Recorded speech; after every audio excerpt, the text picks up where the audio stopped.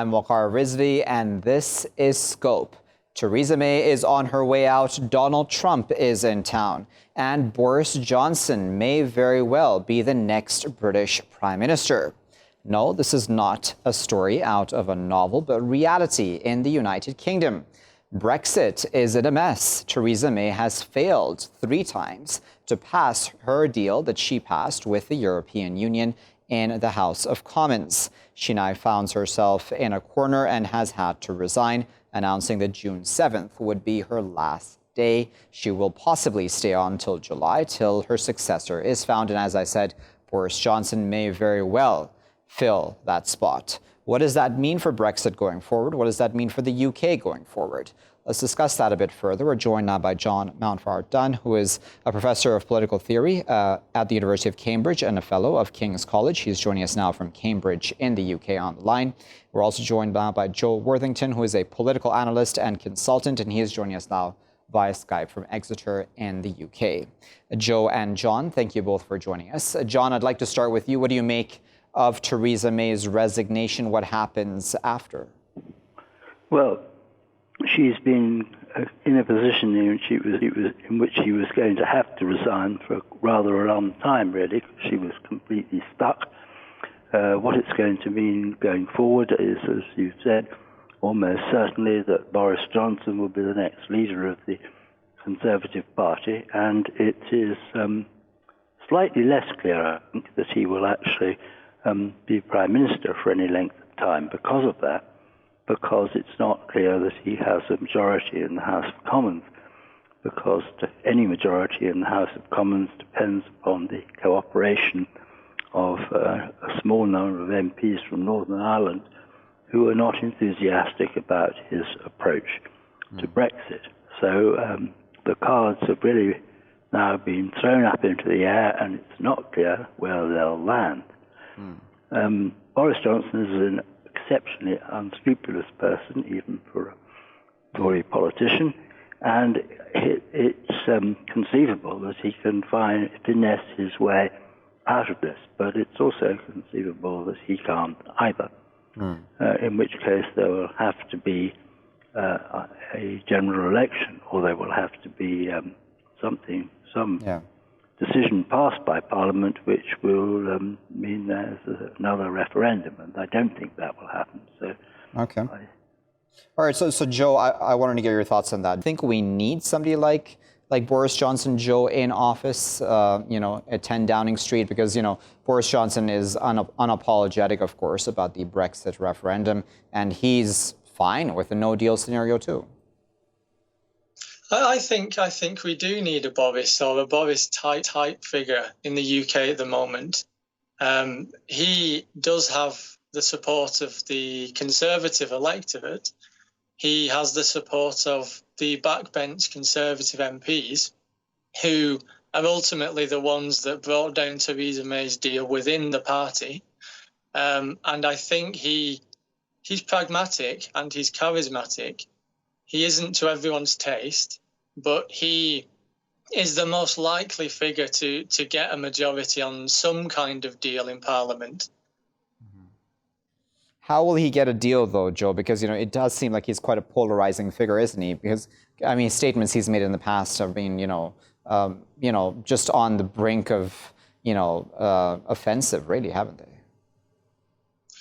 He is polarizing, but this is a fresh start for the Brexit negotiations. He has led them from the start on the side of the Brexit side. He is the one that has put his ideas forward, and he has a set definition of what Brexit means. So it will be up to Labour and the opposition to come on board, and he's open to discussions with them. He said this publicly quite a few times. All right, so John, if the one advantage that I see, and you can confirm I'm wrong, John, is it would be good to have a prime minister at least who is pro-Brexit, because if that is what, quote unquote, the mandate of the British people was, then it would be good to have somebody who agrees with that, considering, Theresa May came into office in a very tough position, considering she didn't even want Brexit, really. Is that a fair point, John? No, I don't think it comes out right in the end. I mean, the verdict of the referendum was not very wide, and it was not based upon any definite expectation of what would happen. So it's a rather muddled message, and that's why, in fact, what's happened since has come out the way it has. That and a major miscalculation by Theresa May in starting off the negotiations from a position of crippling weakness. I don't think it's true that Boris Johnson has led the Brexit negotiation in any sense at all, except inside the Conservative Party. And the fact is that he does not enjoy the support of quite a lot of the Tory electorate. What he enjoys is the support of the members of the Conservative Party, which are quite a small proportion of the electorate, unsurprisingly. Considerably smaller, actually, even than in the case of the Labour Party, very unusually at the moment. And I think it's not at all clear what's going to happen. There's no reason to believe that the European Union will offer Boris Johnson anything it hasn't already offered to Theresa May, except completely evasive forms of words about the distant future. What Theresa May was stuck over was the particular terms of the agreements they had made. And those terms, which are the terms for the basis on which Britain would actually leave, are not ones which they are at all likely to renegotiate. And actually, they are particularly unlikely to renegotiate them with Boris Johnson, a figure for whom they combine intense dislike and pretty straightforward contempt. Indeed. So I don't see that however good Boris Johnson's relations are with the members of the Conservative Party, I mean the full members of the Conservative Party, not a very large number of people, it doesn't really matter for the purposes of the negotiation with Europe. So I don't really agree with your other contributor. Okay, Joe, of course, I want you to respond to that, and I want to ask on to Joe. Certainly, as anyone would say at this point in time, it wasn't just down to Theresa May, was it, when it came down to the negotiations with the EU? Many would argue, as John there did legitimately, that whoever fills her spot, be it Boris Johnson or somebody else, will find that the EU will only give them so much way. They're not really willing to renegotiate. So can Johnson or somebody else, Joe, do any better in that regard? I think he can. The EU has a new set of MEPs that have been elected. There's been a shift in the European Parliament away from the centrist to the far left and right wing. Boris Johnson does have the support of senior MEPs around Europe who have now been elected into the Parliament. We have Italy and France and Hungary and the Czech Republic and Poland who are all saying they want to get a deal done with Britain, with whoever is the new leader. And Boris is arguably the most likely to get a deal through in the European Parliament. But I agree with John in that the numbers in the British Parliament are not going to be great for whoever is elected to get the deal through Parliament. So it is a confused picture. John, I wonder, as is spoken about a number of times, and Theresa May did her part to try to ensure that a no-deal scenario would be out of the question, but that didn't really come to pass. Boris Johnson very much, seemingly at least, okay with a no-deal scenario. Even Michael Gove, who's been spoken of as a possible candidate for Prime Minister, also has said that, it is likely, possibly, that there would be a no-deal scenario as well in place. Do you think all of us should just accept at this point in time that a no-deal scenario is quite likely? Yeah, I think it is very likely. I don't think it's a good outcome, and I don't think the consequences of it are going to be appreciated by anyone. And it's going to be very grim. But it is quite likely to happen because it isn't clear that there's anything else reasonably clearly defined which is competing with it. And the only really clear competition with it is the possibility of a second referendum.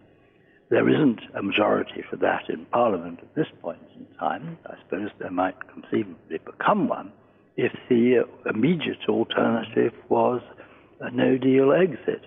But I don't.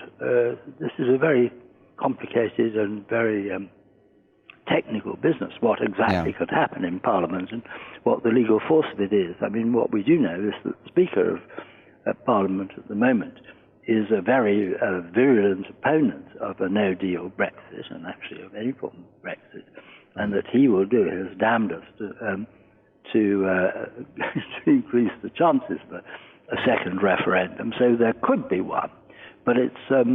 I think the weighted probability is that we will actually leave without a deal, and that it will be a very much larger mess than the very large mess it already is.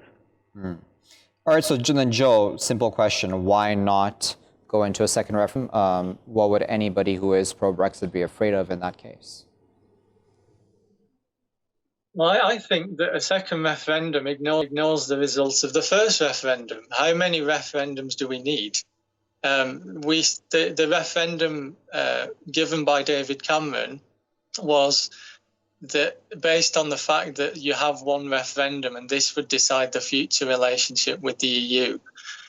You can't keep having referendums just because a group of MPs who are not representing their constituents, really, don't agree with what the referendum result was. They are paid to do what the constituents tell them, and there is a majority for Brexit. So do you think then, Joe, if it is as you said, and the MPs are the ones who are not representing their constituents, then again, do you think that the people of the UK are all just on the side of Brexit? Oh no, of course not. Of course they aren't. You see the big protests against Brexit. But we had the referendum, which came out as a majority for Brexit. We had the European Parliament, where the biggest single party was the Brexit Party. There's still an appetite for Brexit around the country. You see pro-Brexit protests in London quite frequently and other cities. So it wouldn't be right to have another referendum now. And John, that's a good point, isn't it, about the Brexit part. Nigel Farage, it did pretty well, of course, in these European elections.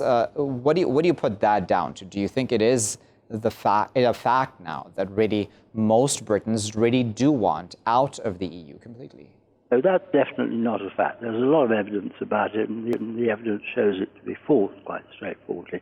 What is true is the country is very bitterly divided.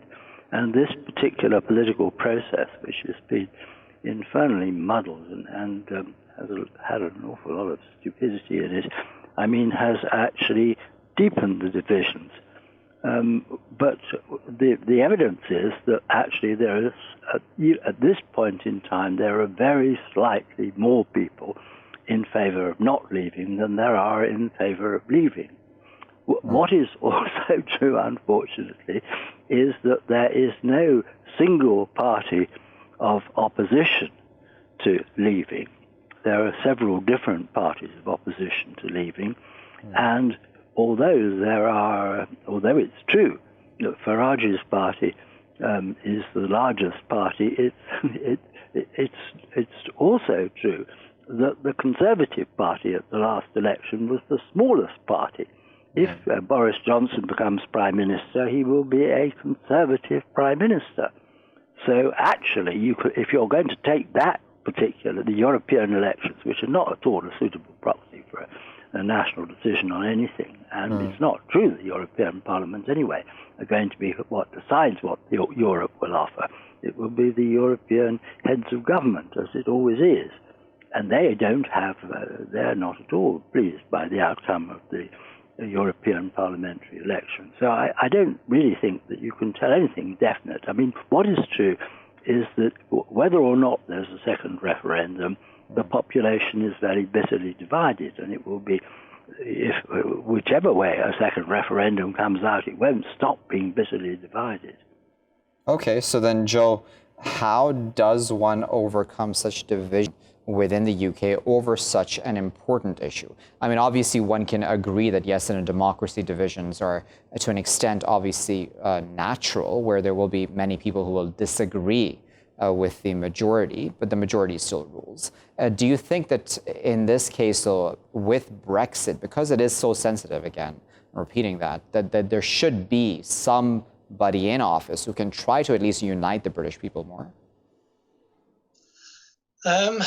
You could approach this in two ways. I think we could either have a strongly pro-Brexit Prime Minister who tries to push through the strongest Brexit possible through Parliament, even if it doesn't pass. He has to be seen, or she has to be seen, doing this. Or to bring the country together, we could consider people's assemblies, where we bring together opposition groups within the community, pro-Brexit, anti-Brexit, and then we discuss within those groups what the best outcome would be, whether we have a softer Brexit, a full-on hard Brexit, whether we have a general election, or whether we have a second referendum. But it has to be, the people have to be able to decide, but a second referendum as a referendum to overturn the first referendum would divide the country even more. Okay, so John, I'm wondering then, with Donald Trump and the statements he has made already, during his trip and before to the UK, he's even suggested that the UK sue the EU to give the nation, quote unquote, ammunition in its fight to leave. And he even wants, in fact, the UK to send Farage to Brussels to renegotiate this deal. Is any of that likely to happen? Does any of that really make sense to you? No. Short answer, none of it makes sense. And any country, starting off actually with the United States, but any country in the world that thought it should take diplomatic advice about how to get out of a very difficult position from Donald Trump needs very serious medical attention. And Joe, what do you make of that sort of advice from Trump? Well, I think he has a point that Nigel Farage, given the European election results and his leading role in the Brexit referendum campaign, he does have a right to go and negotiate on behalf of the UK, but he would have to do that beside the Prime Minister, sorry. He can't do it solely on his own, but he also knows how the European Parliament and the European Commission works. He's worked there for so many years. He knows people, he knows how the systems work. Yeah. He arguably knows the system better than any of the British diplomats we have who are responsible for negotiating Brexit. So Donald Trump does have a point. Interesting. Well, we'll leave there as a final word, given that there are two polar opposite points of view on this, which I think is important to get context on this. We'll thank Joe and John for their time and, of course, their expert insight today. And viewers, as I said, we've gotten 2 points of view, and it's important to understand that it's not as simple as just saying now that May is to step down, that everything will just fall into place, because the challenges for the next Prime Minister remain the same, really, that she has faced when it comes to renegotiating with either the EU Parliament or even their own Parliament, the House of Commons within the UK. Those challenges remain, those divisions remain. And in fact, they may even be hardened going forward on both sides, be it the EU or the House of Commons, on the side of the opposition to Brexit in the way it is being done right now. A second referendum, a general election, a lot of options on the table. Boris Johnson, that name keeps coming up, which I'm sure would send shivers down many people's spines, but it is reality now. It is where the UK stands here in 2019. We'll keep a close eye on that situation and how Brexit works out here in Scope. I'll be back, though, with our next segment after this break. Thank you for staying with us, viewers. You're still here in Scope. Now, as we discussed in our first segment, Brexit was a sign, wasn't it, of this populist wave across the world, as it's been called sometimes. And we can talk about populism all the way from the United States to these recent EU parliamentary elections, to the elections in India, to the elections in Australia, and in many other parts of the world, the Philippines and others. Why are we seeing this populist surge around the world? Why is there this desire on the part of many people to go back to their nation states and to, quote unquote, preserve their culture from who they perceive to be invaders, etc.? Let's discuss this phenomenon a bit further. We're joined now by Mark Brolin, who is a political analyst, economist, and author of A State of Independence, Why the EU is the Problem, Not the Solution. He's joining us now from London via Skype. We're also joined by John Kane, who's a professor of international relations at the School of Government and International Relations at Griffith University. He's joining us now from Queensland via Skype. John and Mark, thank you both for joining us.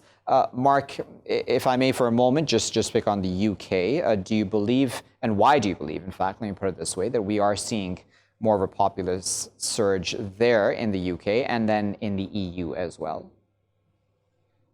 I think there is a great deal of misunderstanding regarding the populist phenomena, because I think it's more of a symptom than a cause. And I think the populist parties across Europe, they are reacting against what they see as internationalist overreach. So they're more like defensive movements, and then yet they are portrayed by the internationalists, especially in Brussels, as sort of aggressives and those trying to create big nation states and patriots and like that. But they see themselves as I said, defensive movements. And then we get into this vicious circle.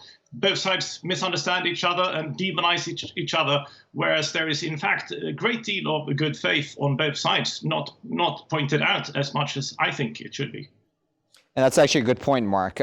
John, do you deal with that? Because I know that Australia is not necessarily the exact same case, so I don't want to draw an exact parallel, but Morrison's recent victory, many people would say, again, that that's just a sign of a right-wing overall growing across the world and sort of hardening its positions. But do you think that there is misunderstanding on both sides? Of the populists, as we would know them, do have a point that there has been overreach into their respective countries? I agree with Mark that the phenomenon is symptomatic of something which is going on across the world, which has got various responses to. My view of populism is a little more complicated in that when people talk about populism now, they're always talking about right-wing populism, Marine Le Pen's, Nigel Farage's, and so forth, but populists include people like left-wing populists, Bernie Sanders in the United States. He's a populist, and they're appealing to the same. They're appealing with dissatisfaction. Populism ultimately is the revolt of people. It's a kind of democratic phenomenon, really. It's when the people feel like they have been left out of the picture. And they can respond to that either the left wing kind of response to that is we're not being listened to. The right wing brings in all the xenophobic and that kind of thing. But they're a response to the same phenomenon. And the same phenomenon seems to me that something has gone wrong with globalization and the reward structures that it has promulgated and so forth. And the reaction is to that, really, I think. Okay. So Mark, then, as John correctly put it, of course, populism can be either left-wing or right-wing. But would it be fair to say, Mark, that most of the populism that we are seeing right now across the world is more right-wing? And why, then, do you think that is occurring in that way? To some degree, I think it is because right-wing seems to be associated with defending the nation state. But I think you can see it in a different way as well, because usually right-wing and left-wing is an economic phenomena. And in that sense, I don't think the populists are more right-wing than left-wing, just as John is pointing out. And I think actually many of them in Sweden, for example, is more middle of the way. France, left-wing. In UK, it's a bit due to Farage has more right-wing positions economically, it's more right-wing. But if you just look at that, it's incorrect to say it's a right-wing phenomena. But if we're talking about protecting borders, I think that association goes back to royals protecting borders. But traditionally, I think the left side has been protective of borders as well. So I do agree. It's a sort of misunderstanding even on that issue. Okay, so then, John, if we're looking at for a moment right-wing populism, then, or just right-wing in general, really across the world, do you think that they have a point when it comes to protecting the nation state? Do you think that the global order of how the world has been governed so far does in fact need to change? That there has been too much involvement in each country's affairs? Well, they have a point. The point is, as I go back to before, that the modern project of globalization has been going on for 30, 40 years now. And it's been a kind of center-right phenomenon, and it's promised a lot, but it's left a lot of people out. And insofar as it is associated with globalization, and, you know, globalization is a dirty word if you're a Trumpite or Donald Trump. You're a globalizer, you're a bad person. What does that mean? That means that something about this trajectory over the last 30, 40 years has really left a lot of people disgruntled. And they're disgruntled. They're saying, well, you know, all their jobs are going to China or wherever. And the kind of nationalist thing grows out of that. Why aren't we looking after our own? Of course there's a point, and that's the point. And that's where the right-wing populism latches onto most. It becomes kind of xenophobic. It doesn't necessarily have to be that way, but you can understand why it happens that way. And then, Mark, you know, within this, we can talk about the concerns about immigration globally, really. We can talk about Hungary even in this case, or even other countries, where, you know, there is now this anti-immigrant sentiment growing in some places, of course.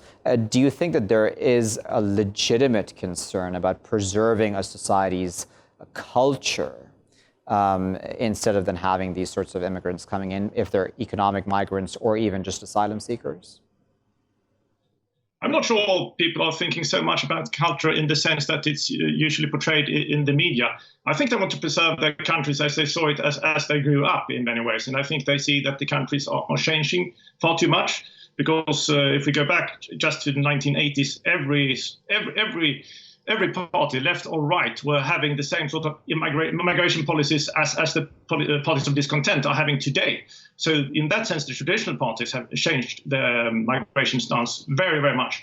And I think that's what people many are reacting to as well, that the sort of traditional parties have changed a lot and they pretend they haven't. And I'm not sure the traditional parties are really aware of how much they've changed, because it has been conducted through the accumulated effect of many small steps. So I think that's also one part that we have this great misunderstanding. The traditional parties have changed, and they don't acknowledge that they've changed. And many of the parties of discontent are sort of taking that territory, but they are seen as radicals anyway. And some of the parties of discontent, of course, they turn radical because they are met by the traditional parties as if they were sort of racist and all that. But I think, as I was saying before, I think there's more good faith on both sides than commonly acknowledged. I think it's very unfortunate that we are having this antagonistic debate, and each side demonizes each other all the time, and it's frustrating. Indeed, no, that's why we're having this conversation, because I do want to understand this, and I think it's a fascinating discussion to have. John, you know, I'm wondering, do you think that this, you know, this idea of multiculturalism, as it's been sold to us all around the world, at least for those of us who appreciate it or who have grown up as immigrants in other countries, especially in the Western world, do you think that that's been a bit too much of a utopian ideal, and that there should be limits placed on that sort of idea? That's a very complicated question, Waqar. The multiculturalism is, you know, I come from Australia, which had 70 years of a white Australia policy. That's what its immigration policy was, keeping anyone of a different hue, non-white hue, out. And it's been very gradual transition from that to what we now call a multicultural policy. And Australia is a very multicultural society, and the better for it, one could argue.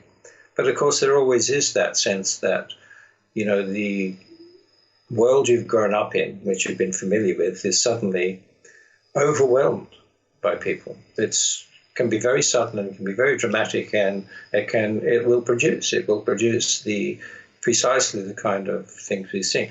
Coming back to your point about the populism thing, though, that it seems to me that the world is complicated, and the kind of reaction to the globalization I was talking about before has been very much complicated by the immigration issue, which is connected but separate too. The waves of immigrants coming into Europe from North Africa and the Middle East and so forth have a kind of separate trajectory, but they fed into this and made more complicated this whole story. It's going to take a long time to sort out those strands and make sense of them. But they're interweaving, I think. Okay, so Mark, when it comes to the discussion of immigration in general, or especially asylum seekers and those who are seeking refuge from persecution in their home countries or elsewhere, why isn't there enough discussion even within the right-wing populists of foreign policies of their respective countries and the possible role that may have played in the fact that there are immigrants showing up on their doorstep? It seems that that's sort of an ignored topic, isn't it? Yeah, and I think many topics are ignored among parties of discontent just because they are new parties and they are quite immature, many of them. So they need to develop their thesis. Right now, they are more defensive reactionaries fighting against what they see as establishment overshoot. And when it comes to migration, asylum, all these issues, I think what many people want on both sides, and including the silent majority who doesn't really acknowledge, say that they are either traditional party adherents or belonging to the policy of discontent. I think they want to have something more less black and white. They want to have some sort of balance, because the traditional parties seem to say we should have open borders altogether, whereas the parties of discontent are at least portrayed as isolationists, whereas the vast majority of people, I think, on both sides, and also those not voting today because they are fed up with the system, I think they want some sort of balance. They want responsible migration numbers, and they want to help, but it has to be. They have to do it in a way that society can sort of deal with it properly without being too consumed by too much. All these problems we have in schools, hospitals, all that stuff. Very well. We're going to go into a break now, and I'm going to say thank you to Mark for his time. We're going to continue, though, with John. I'm going to ask you to stay on. Viewers, stay with us. We're going to add another voice to this conversation after that break. Stay with us. Thank you very much for staying with us here, viewers, in Scope. As we continue to discuss populism and the populist surge across the world, we're still here with John Kane, who's a professor at School of Government and International Relations at Griffith University. He's joining us via Skype from Queensland. We're now adding a new voice to the conversation. We're joined by Ms. Arfa Sherwani, who is senior editor at The Wire India, and she's joining us now via Skype from Delhi. Arfa, thanks for joining us. Arfa, in the context, of course, of India, we can discuss populism as well, can't we, with the re-election of Narendra Modi and even his first tenure coming into office, and what's happened really during his tenure as Prime Minister in India. What do you make of why there has been this sort of support for him for this right-wing populism?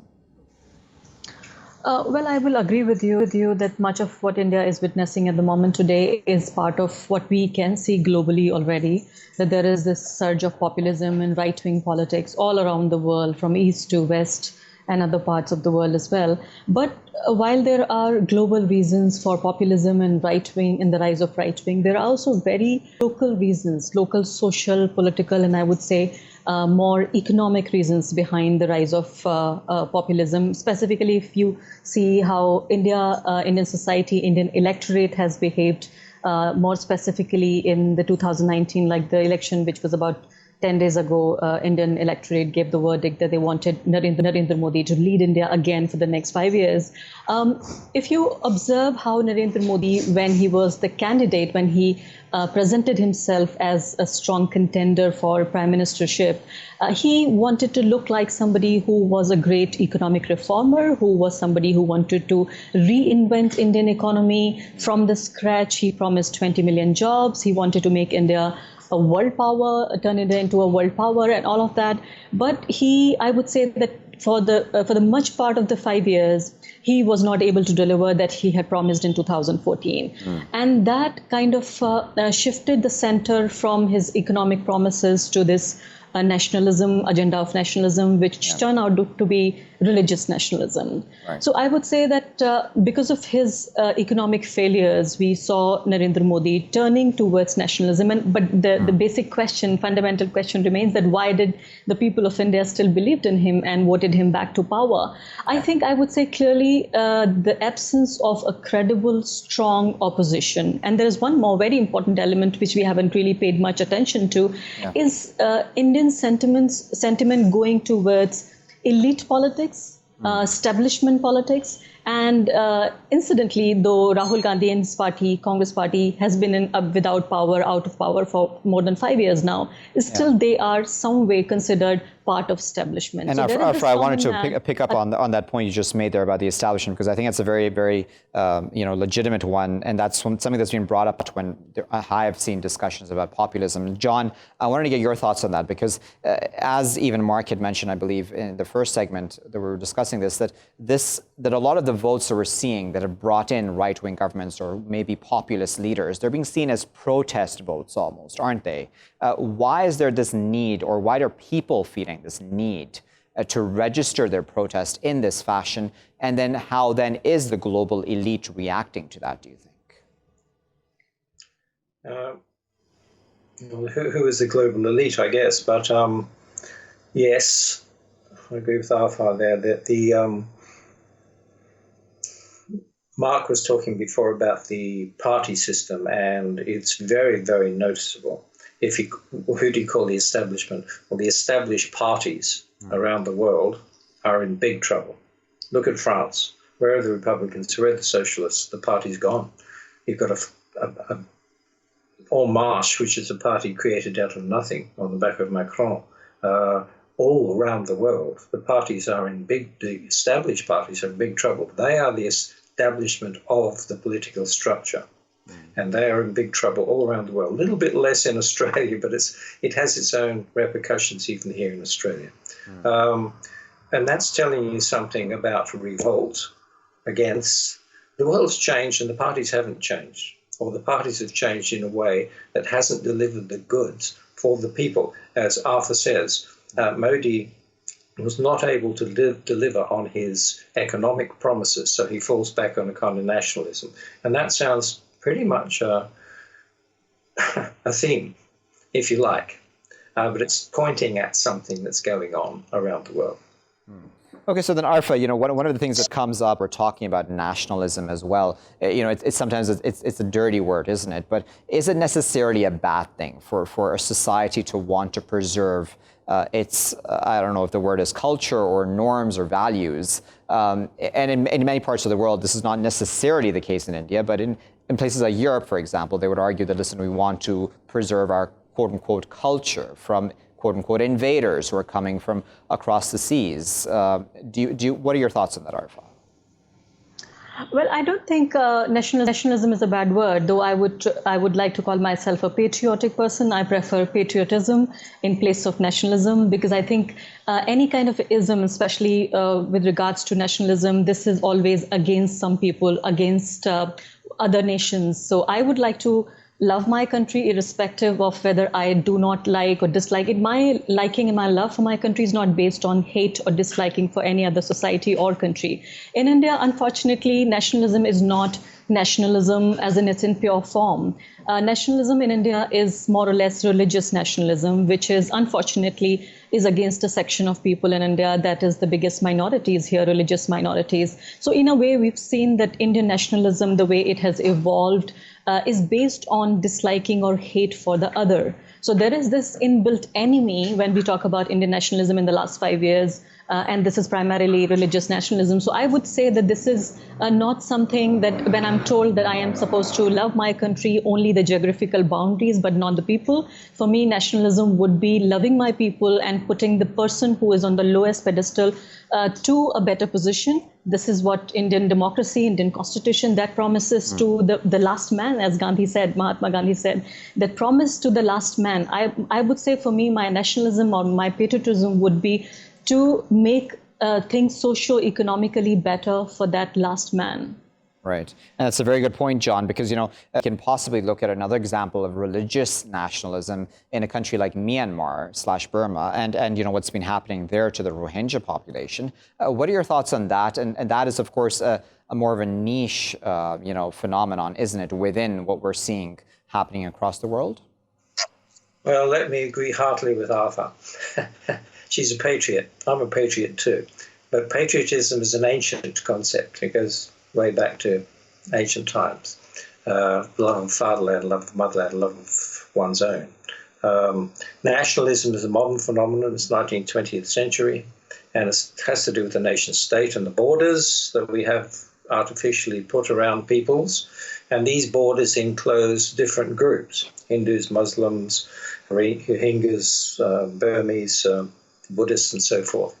And the nation is this fictive thing called the nation is, we are the nation. And yeah, but who is the nation? Who is the nation? Is it Hindus? Is it Buddhists? Is it, whatever it is, Christians, etc., etc. And it tends to, or can do, at its worst, divide. We are the nation, you are not, therefore it's the inner and the outer.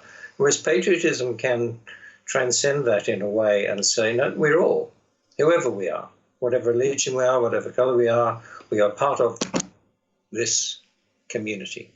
And that can be a virtuous thing, whereas nationalism can easily descend into the divisive, which it has done. Nationalism has a bad name since the Second World War, really, because of what nationalism can descend into, horror, in a way. So it's a problematic. Indeed. And, Arfa, what's interesting also comes to when we're talking about populism is the sort of unity that you find within many of the, especially right-wing populists. So I can give the example, of course, of Modi and Netanyahu, supporting each other very publicly on Twitter. We can also talk about in Europe, Salvini and Le Pen and others within Europe supporting each other as well. Why is there this unity amongst all of these people while they claim to be actually standing for just their own individual nation states? Well, yeah, this is very interesting, actually. And in case of India and India's right-wing politics, Israel has been kind of a model state. They have been saying this much before this whole idea of populism actually gained global traction, that the idea of a state which was solely based on religion, that was something kind of a model state, as I said, for Indian right wing. This is interesting that how these people who do this populist politics, and primarily their politics is based on politics of exclusion. We've seen this reaching zenith in Israel, and here also it is being practiced. I would say this whole politics is surrounded around the politics of insecurity, politics of fear, and politics of otherness. In place of including people, more and more including people into their fold, it excludes people on the basis of religion, on the basis of caste, on the basis of region or language. And it's something which is very, very, I would say, that takes us back to many centuries, is that you are excluding people on the basis of their birth. And nobody has control over birth. I mean, where you are born, in which household, which country, which caste, religion, you have no control over that. So here also the right wing, they suggest that only India belongs to those people whose place of birth and place of worship is in India. So which means most of the Indian religious minorities is out of this definition, as the professor was saying, that this is based on who this country is, what this country is about, and who this country belongs to. So clearly, this definition works globally. Indeed. We'll leave there as a final word, but of course we appreciate both your time, your insight, of course, and expert analysis. That was Arfa Khanum and John Kane speaking to us there. And now viewers, as all three of our guests throughout this segment have spoken about, populism, of course, is probably a dirty word which has been misunderstood and is misunderstood on both sides, those who are seen as more of the global elite or those who are in favor of globalization and a more central authority to world governance versus those on the populist side, be they left-wing or right-wing, who want a more nation-state-centered governance for their countries, etc., more so on the right side. But there is a lot of points on both sides, legitimate and otherwise, which raise concerns. And of course, with the right-wingers, especially, be it Modi, be it Netanyahu, be it Salvini or Le Pen, or even Morrison in Australia, there are concerns about human rights, there's concerns about racism, xenophobia. Not all of them, of course, are racist and xenophobic. Not all right-wingers, not all populists are necessarily to be seen as negative, but of course they all get looped into one. So it's very important to have these discussions, to understand exactly why there is this protest across the world already happening ever so slowly and now growing pace that is against globalization and the global elite. What exactly has gone wrong in global governance? We'll keep a close eye on that here in Scope, but I've been Waqar Rizvi. Thanks for watching.